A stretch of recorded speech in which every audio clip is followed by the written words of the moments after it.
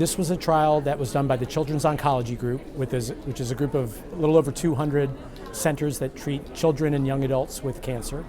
The trial was in relapsed ALL, acute lymphoblastic leukemia, and specifically B lineage ALL.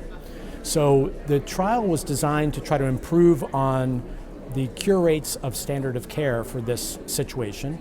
And the standard of care would be a month of chemotherapy, followed by 2 additional blocks of chemotherapy, followed by bone marrow transplant when patients achieve a second remission.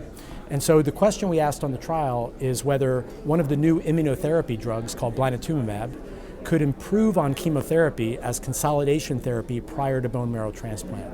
And so patients between the ages of 1 and 30 were enrolled on the trial, and after the first month of chemotherapy were randomized to either receive more chemotherapy, that was the control arm, versus the Blinatumomab, which was the experimental arm. And then they all went to transplant after receiving their randomized therapy.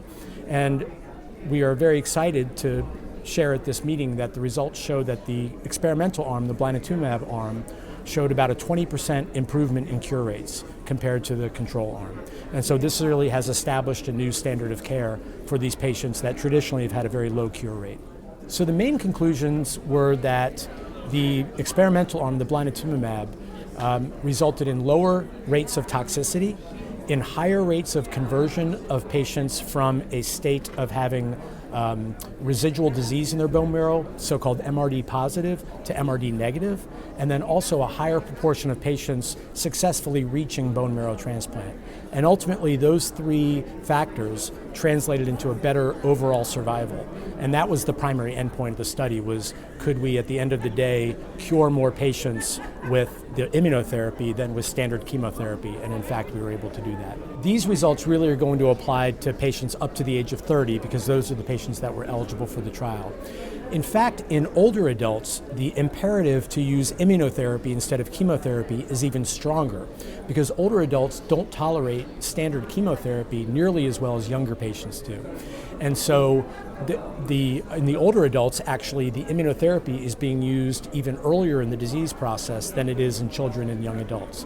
And so while the cure rates have not quite gotten there for the older adults, that's mostly because the older adults also have a harder time with bone marrow transplant.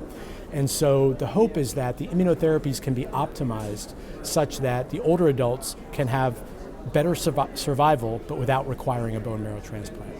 Blinatumomab is already FDA approved, but in the multiply relapsed and refractory setting, and also for the setting of patients with residual disease positivity after receiving chemotherapy. So what this will do is it will extend the indication and will provide confirmatory evidence for the FDA indication that already exists.